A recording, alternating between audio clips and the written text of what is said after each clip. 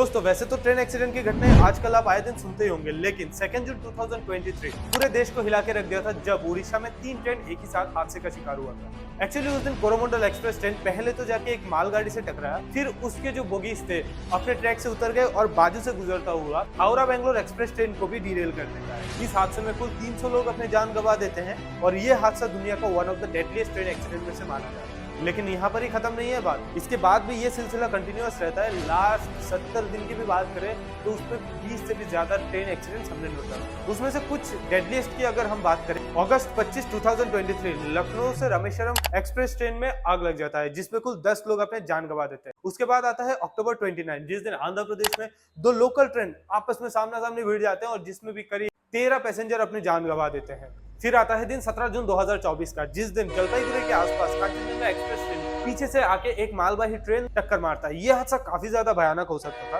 क्योंकि कांचनजंगा एक्सप्रेस के पीछे के कुछ बोगीज पैसेंजर से लोडेड ना होकर सिर्फ ट्रांसपोर्ट गुड्स से भरे हुए थे, जिस वजह से इस हादसे का इम्पैक्ट बहुत हद तक कम हो गया।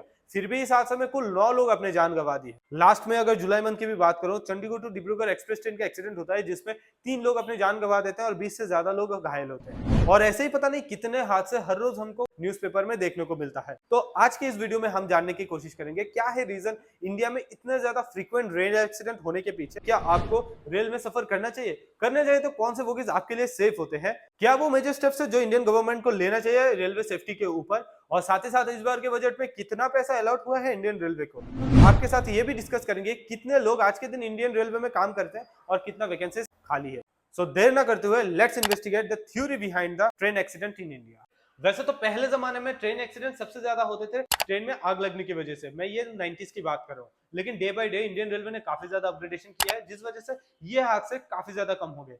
लास्ट में 2022 की अगर सीएजी रिपोर्ट देखो तो उस पे 1129 केस ऐसे रिपोर्ट किए गए जो हादसे सिर्फ ट्रेन डीरेलमेंट की वजह से हुआ है।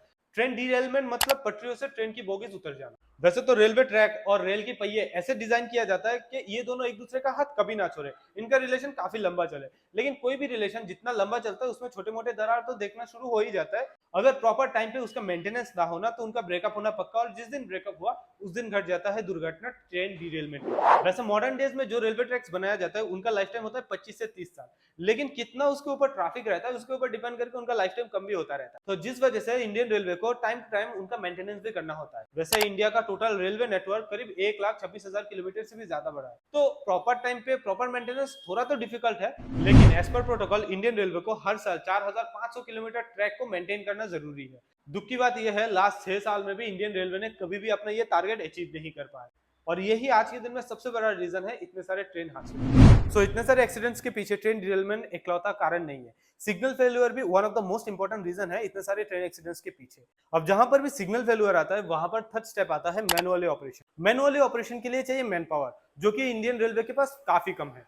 अगर मैं 90s की बात करूं तो तब 17 लाख लोग इंडियन रेलवे में काम करते थे, जहां पर आज के दिन में सिर्फ 12 लाख लोग इंडियन रेलवे में काम करते हैं।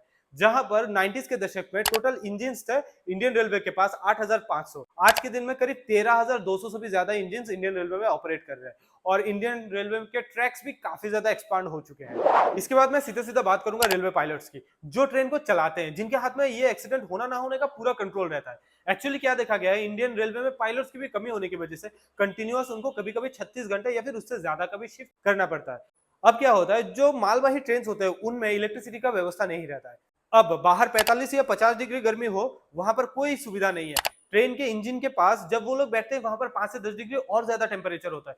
मतलब सोच के देखिए, जिस गर्मी में हम घर में फैन या एसी के नीचे बैठना मुश्किल होता है, वहां पर उससे भी 5 या 10 डिग्री ज्यादा टेम्परेचर में वो लोग इंजन चला रहे हैं, वो भी कंटिन्यूअस 36 घंटे या फिर उससे भी ज्यादा। और उसी के साथ साथ वहां पर टॉयलेट की भी व्यवस्था नहीं होता है। अब ऐसे ही हार्ड कंडीशंस की वजह से जो अप्रोप्रिएट डिसीजंस है वो पायलट नहीं ले पाते।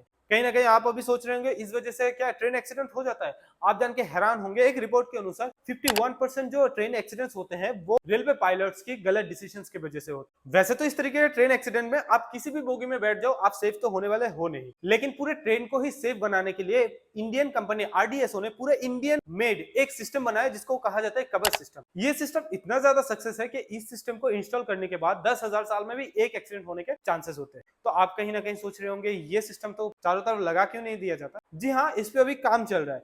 पूरे इंडियन रेलवे सिस्टम का टोटल 1% पे ही सिर्फ कवर सिस्टम इंस्टॉल किया गया है। वैसे तो कवर सिस्टम है बहुत ज्यादा सेफ, लेकिन प्रॉब्लम इसमें ये आ जाता है कि कवर सिस्टम है बहुत कॉस्टली। हर किलोमीटर रेलवे ट्रैक पे कवर सिस्टम को इंस्टॉल करने में करीब 50 लाख रुपए और हर एक इंजन में कवर सिस्टम को इंस्टॉल करने में करीब 70 लाख रुपए खर्चा आता है, जिस वजह से कवर सिस्टम पूरे इंडियन रेलवे सिस्टम में इंस्टॉल करने के लिए बहुत ज्यादा पैसे की जरूरत है। अब ऐसा नहीं है कि इंडियन गवर्नमेंट बिल्कुल ध्यान नहीं दे रहा है सेफ्टी के ऊपर। पहले आप देखते होंगे दो बोगीज एक दूसरे के साथ ऐसे इंटरलॉक रहते थे कुछ हुक के जरिए, जिस वजह से ट्रेन जब एक्सीडेंट होता था तो बोगीज एक दूसरे के ऊपर चढ़ जाते थे। लेकिन अब उन सारे बोगीज को हटाया जा रहा है और न्यू टेक्नोलॉजी, जर्मन टेक्नोलॉजी लाया जा रहा है बोगीज को एक दूसरे के साथ जोड़ने के लिए। ये टेक्नोलॉजी काफी ज्यादा कारगर होता है जब एक दूसरे के साथ ट्रेन एक्सीडेंट हो। सिर्फ इतना ही नहीं, काफी सारे प्राइवेट एंड गवर्नमेंट संस्था भी काम कर रहे हैं कवच जैसे और ज्यादा अफोर्डेबल कुछ रेलवे सेफ्टी सिस्टम बनाने के लिए। साथ ही साथ इस बार के बजट में इंडियन रेलवे के कुछ 1 लाख करोड़ रुपए दिया गया है। अब देखते हैं अश्विनी वैष्णव जी ने कुछ डिक्लेयर नहीं किया, इस पैसे को किस तरीके से वो कहां पर यूज करने वाले। तो उम्मीद करते हैं इंडियन रेलवे के सेफ्टी को आगे बढ़ाया जाएगा। और इस विषय में आपका अगर कोई राय है तो आप कमेंट में जरूर लिखिए। फिर मिलते हैं नेक्स्ट वीडियो में। धन्यवाद।